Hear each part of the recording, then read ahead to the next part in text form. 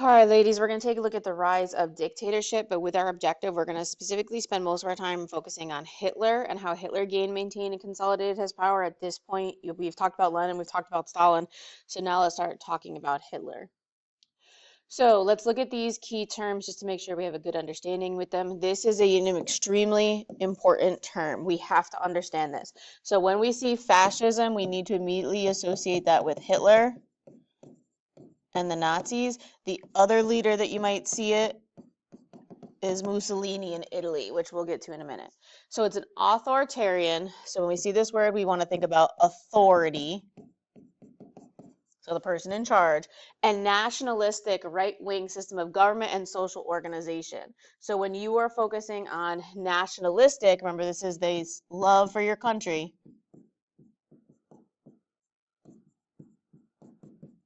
Okay, so we have one leader in charge who is the total authority. They are very focused on this love for your country, okay? And all of the government is focused on this. When we see fascism, we want to think of this idea of it's very extreme nationalism. Okay? Now, Nazi is a member of the National Socialist German Workers' Party. So the Nazi is a person who is part of this thing. Okay, so this is the political party of Hitler. All right. The Third Reich is the third German empire to replace the one stripped by the Allies. So a Reich is just the German word for empire. And Hitler is going to have the third one. So the first one was under Otto von Bismarck when he unified Germany together, and then the second one under Wilhelm I during World War I. Hitler is going to have this third German empire. The word Führer is German for leader, and it is Hitler's title. So sometimes in a document or a text or a political cartoon, they'll just talk and reference the Führer. You need to know that that means Hitler, okay? And then sanction, a measure taken by a nation or group of nations against another nation to pressure to change its behavior. It is a punishment. Typically, we see the phrase economic sanction, and that kind of tells us right there that like we are going to use our economics in order to pressure a country to change its decisions. So what we're going to do is I'm going to kind of go through this poster with you so that we can get an idea of how we understand the idea of audience, okay? Because audience is going to be one of our CRQ questions. So if we take a look, obviously it's written in German, so when we see something written in a second language, we always want to look at the source at the bottom because it tells us that it means our last hope, okay? So when we're thinking here and we're going, okay, it's written in German, we know that Hitler is for Germany. So who is he targeting? He is targeting German people. And this is going to be our audience. In order to do the question, what is the impact of the audience? You have to first figure out who are they targeting, why, and then put it all together. So I'm going to get through the first three with them, and then I'm going to have you do this last question on your own about putting it all together.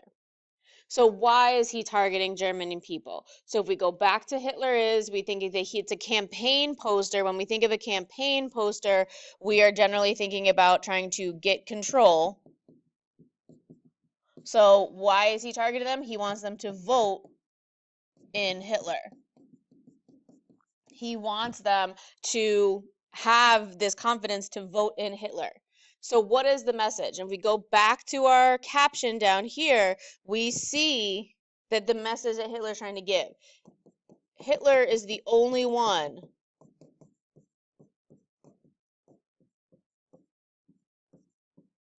who can save Germany. So now when we're thinking about each of these three steps leads us to a full answer for the impact of audience. And the impact of audience is basically this question here. How did they create this? So what do they want them to do?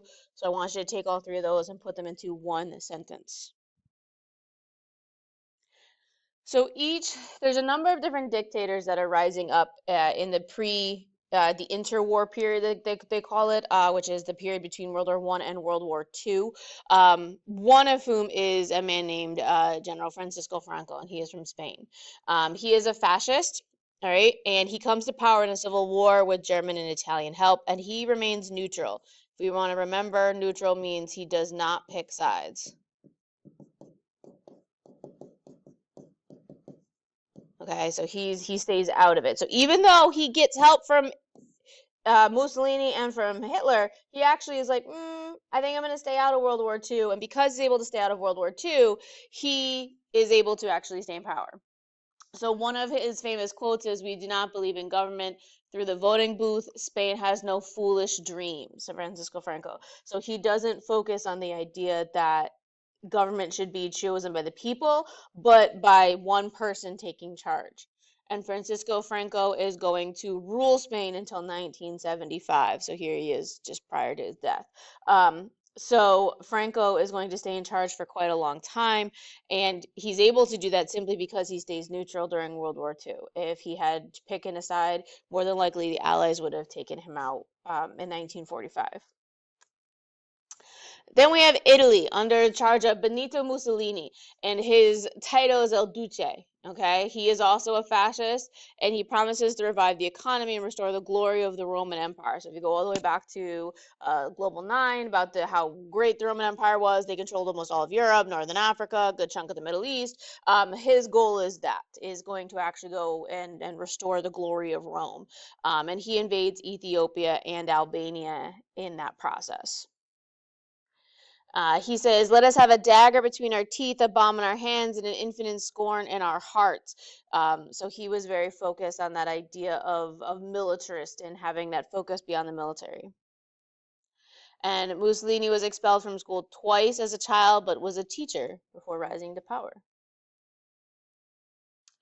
Then we get to Hitler in Germany again, der Führer. So there's his it's his official title. He is a Nazi, but remember when we see Nazi, we should be thinking of fascist. Sorry, guys.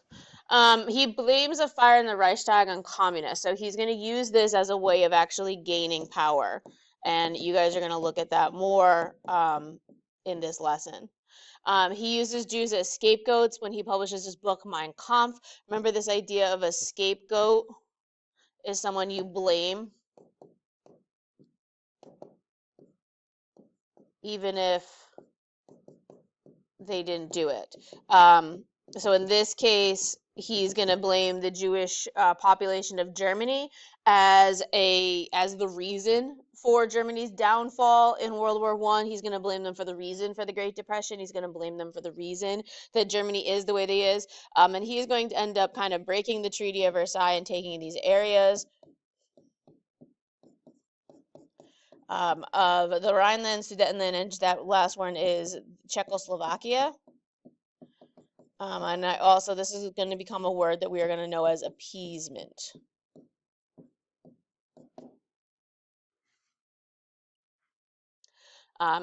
He's quoted as saying, "Make the lie big, make it simple, keep saying it, and eventually they will believe it." These are just some more pictures of kind of his rallies, which again, you're going to learn a little bit more about in this lesson, how he used rallies. But these images just show you everybody is standing in military attention. His symbol is everywhere, and everyone is that uniform, that same, and that was really the goal. And he is actually going to be Time Magazine's Man of the Year in 1938. That just goes to show, just because you're given an award doesn't always mean you did the greatest thing. All right, then we get to the Soviet Union, where we have Joseph Stalin. He is known as the Man of Steel. He is a communist, but if we also go back to remember, he is a totalitarian.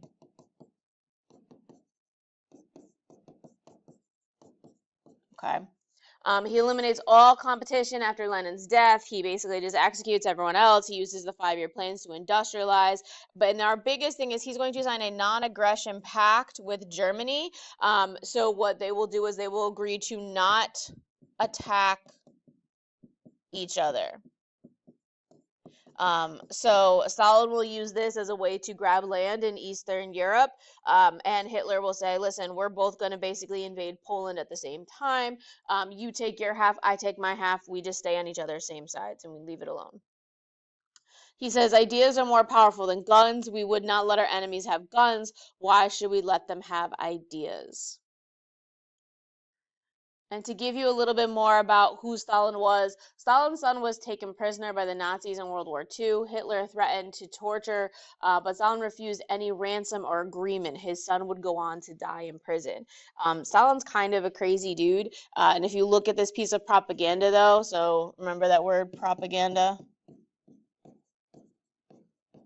You wouldn't think that that would be what he would do. I mean, he's holding up this child. He's got this, kind of look on his face of fatherly love. But he really doesn't like his children. So his one son goes on to die in prison, in a German prison, after he's kidnapped by Hitler. Another son, at one point, attempts suicide, and it was not successful. And Stalin basically looks at him as like, you couldn't even do that, right? So yeah, he's not a great guy. And last but not least, we have Japan, General Hideki Tojo and Emperor Hirohito. So Hideki Tojo is going to be our main leader, and that's this guy right here. They are militarists, which means that they are focusing on the military. Prime Minister Tojo and the militarists, they are actually the ones that control the country. Go back to the way things were under the shogunate. It was very similar. So you had one person in charge. You had Hideki Tojo as the prime minister. He was in charge. The emperor was actually below him, didn't actually have any real authority. And then they're going to invade Manchuria and China for iron and coal because they needed the resources. And we are going to learn more about that when we come back in a couple lessons. Tojo is famous for saying Emperor Hirohito will believe what we tell him to believe. So again, that just kind of goes back to that idea that Tojo or Hirohito didn't actually really know what was going on, and Tojo was the one that was actually making the decisions. And Hirohito will remain Emperor of Japan until 1989. So you can see him standing next to President Ronald Reagan. He will remain Emperor after World War II because the United States is going to kind of realize we probably shouldn't execute the Emperor after we just managed to sneak in and actually gain control and power.